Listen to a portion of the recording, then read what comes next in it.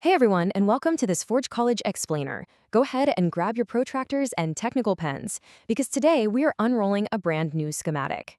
Now, if you hung out with us for our previous lesson on the foundations of account abstraction on Solana, you already know all about the why. You know why we need it. But today we're putting on our hard hats and diving into the how, specifically how we actually construct session keys and authorization mechanics on the Solana network.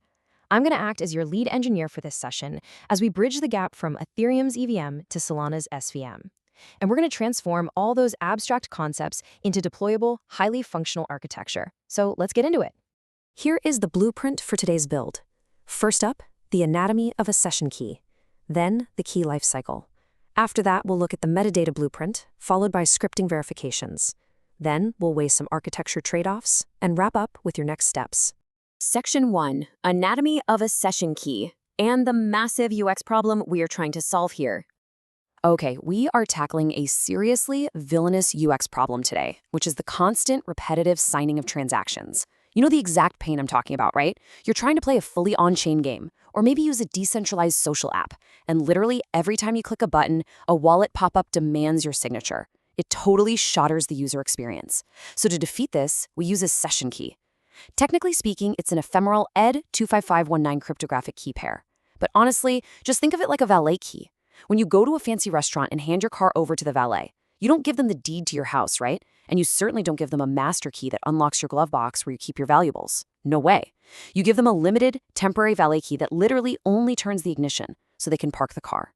A session key does exactly that for your wallet. It delegates limited authority for a specific time and purpose, keeping your long-term secret completely safe. It's really crucial to notice the core distinction here between authentication and authorization. If you remember our previous EVM to SVM module, separating these two concepts is the absolute foundational trick to account abstraction. Authentication relies on the owner's key. That's simply proving you actually own the account. Authorization, on the other hand, relies on the session key to handle delegated logic for very specific operations. Basically, you authenticate once to say, hey, I am the owner, and you authorize a session key to say, okay, this temporary key can perform these 3 specific actions on my behalf for, say, the next hour. Moving right along to Section 2, the key lifecycle, from creation to destruction.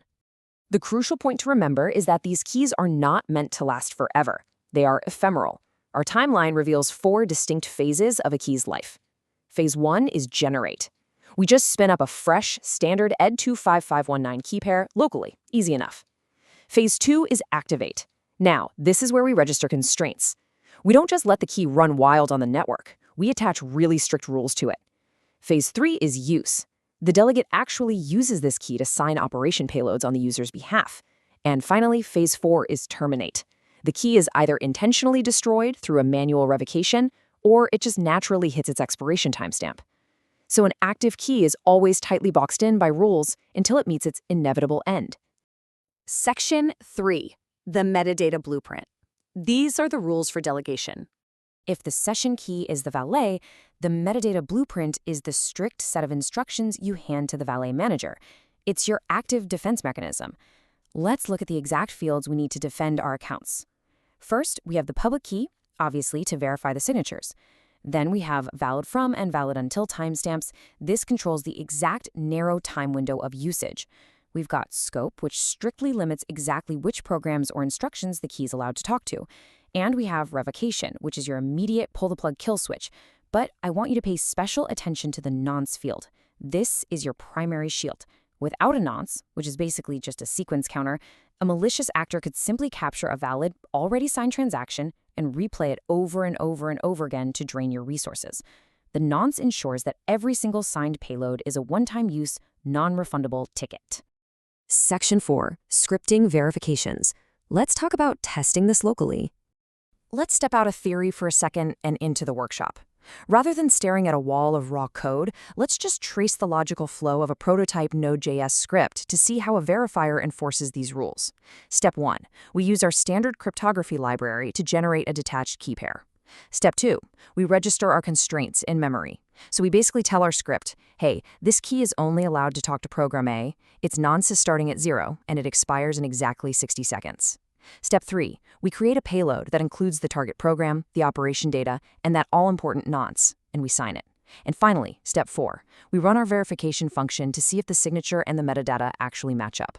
When we hit that verification step, we are running through a very strict checklist. First, is the key revoked? If yes, fail immediately. Second, has the expiry timestamp passed? If yes, fail. Third, is the detached signature cryptographically valid? Fourth, does the payload nonce match our current registry nonce? And finally, is the requested program actually in the allowed scope? You really have to stress test this in your mind as an architect. Verifying the cryptographic signature is absolutely necessary, but it is not sufficient. If someone toggled that revocation flag to true in the metadata, even a perfectly mathematically valid signature must immediately fail. The metadata provides the context that actually makes the signature safe to use. Okay, moving to Section 5, Architecture Tradeoffs, on-chain versus off-chain. Let's zoom back out from our local node script and look at the broader trade-offs when deploying this machinery to the Solana mainnet. When you are building your dApp, you have to decide where your metadata actually lives, and you basically have two paths. The on-chain registry stores your constraints directly in a Solana program account. It is totally authoritative. When you revoke a key, it is instantly recognized by the entire blockchain. But allocating state on Solana costs rent, and updating that state costs transaction fees. The alternative is the off-chain registry.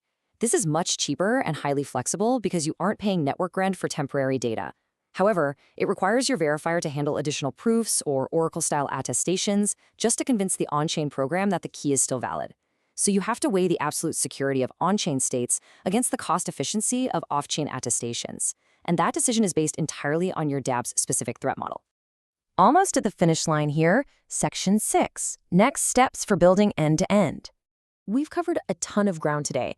Let's summarize the blueprint before you start building these flows in your own environments. Here are your core takeaways. Number 1, ephemeral keys combined with strict metadata equals safe delegation. A raw key is dangerous, a constrained key is a tool. Number 2, multi-step verification is absolutely mandatory. You have to check the signature, the nonce, the expiry, and the scope to prevent replay attacks. And number 3, your storage location, on-chain versus off-chain, will define your security posture and your operational costs. You now have the mechanical understanding you need to implement robust, safe delegation on Solana. Before we sign off, I want to leave you with a provocative architectural question to solve as you move forward. Where exactly will you place your metadata checks in a relayer architecture? Think about it. Will the relayer handle the off-chain checks, or are you going to force the on-chain program to do the heavy lifting? You need to think carefully about that balance. Thank you so much for joining me for this Forge College Explainer. I highly encourage you to visit our website at forge.college to dive deeper into the subject and discover even more advanced Web3 topics. Keep building, keep verifying, and I will see you in the next one.